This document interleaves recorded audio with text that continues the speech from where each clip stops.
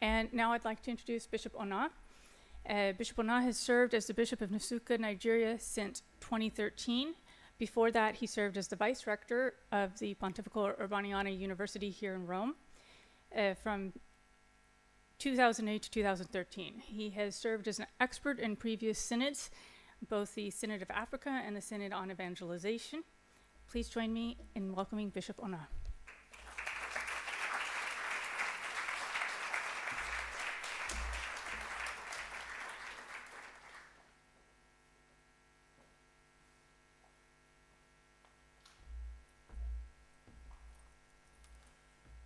Good evening, everybody.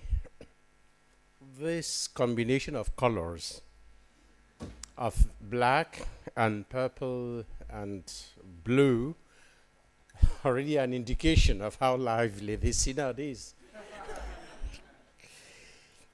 I am glad to be here again with the Notre Center for Ethics and Culture. The first experience I had with that center in November was very exciting and very fulfilling. And when I got this invitation to be part of this experience this evening, I couldn't say no, despite my having an idea that the day in the synod could be a very tiring day. Having myself been involved in the synod as expert, as you were just told, and as a consultant of the secretariat of the synod, for four previous synods from 2005 until I left to return to Nigeria in 2013. So I have an experience of how tiring.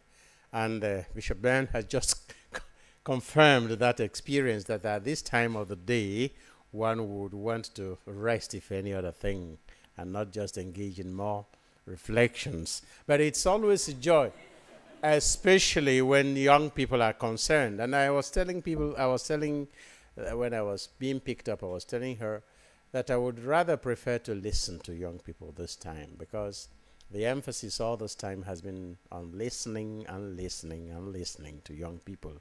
Meanwhile, so far, only old people have been talking about young people. And as one bishop rightly pointed out, sometimes we talk about our own experience of youth, thinking that it corresponds with the present experience of young people, not remembering that our experience 30, 40, 50, 60 years ago is quite different from the experience of young people of today. Now, what do I tell you as introduction? What I tell you as introduction is that even though it's mainly old people talking about youth, it is still positive that they are doing that. And as we heard at the introduction, it's about the Catholic Church presenting to the world and to the youth positive things about the message of the gospel, especially concerning the youth. Especially now that not so many positive things are being said about the church and her relationship with young people. This time around, we are committed to listening in order to be able to say as much as we can positive things and to encourage not just young people, but the entire church and the entire world to look more positively on life, on the church, and our relationship with God. And that is one beautiful thing I find about this synod. And it is interesting to notice the presence of the young people at the synod hall, in the synod hall. And these young people have a way of rating the bishops and their interventions. And we have already noted it after this first day. A bishop who just finishes speaking and says something very good gets an applause.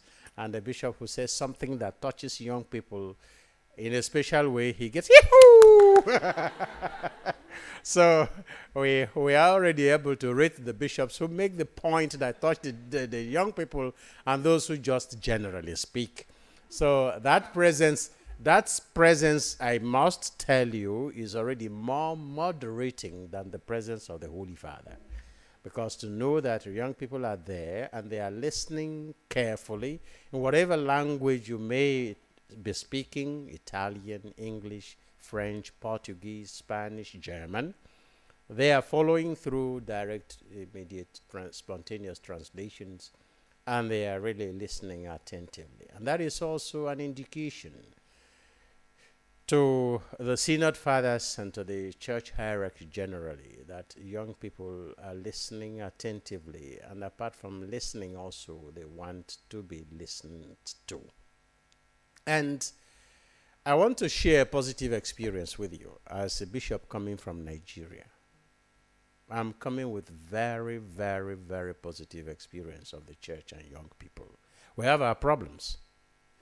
We have our problems because public institutions have failed.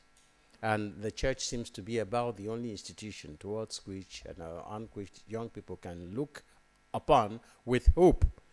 And we are trying as much as we can not to fail the young people entirely. And I noticed from my own experience that each time I call for a meeting or an encounter with young people, I will have to put a cap on the number of representatives that will come from a parish.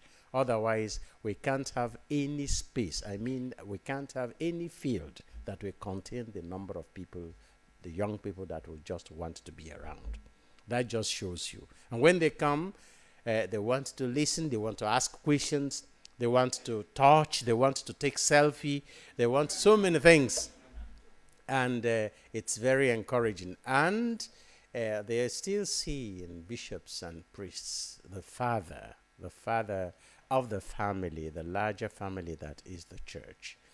That is a very positive thing for us. And in spite of all the pain we feel about the stories that are not so encouraging, about the very negative stories we hear, in spite of all that pain, there is still reason for hope. And there is so much reason for hope that we think that is an antidote, so to speak, to the negative stories. And the story in Nigeria is not a unique story, because I believe it's also the experience in many other parts of the world. Even in those parts of the world where the stories of failure are so loudly told, I believe there are also so many positive stories coming from those parts of the world. So I think that's about the only thing I will say now, and tell our young people. In Nigeria, really, young people, they just want to be part of it all. They don't want to replace the older people in their responsibility, because they know it is not a joke to be in the position of older people. But they want really to be part of it all. And I invite you also, as young people, not to just remain silent and talk about the church as it was somebody out there, but to realize that we all are church. Thank you very much. I don't know whether I've said anything helpful, but maybe from the dialogue we will then be able to say more.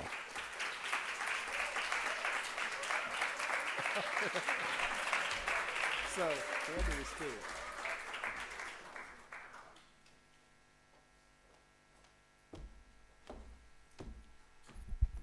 Woohoo! Thank you, Bishop Onah.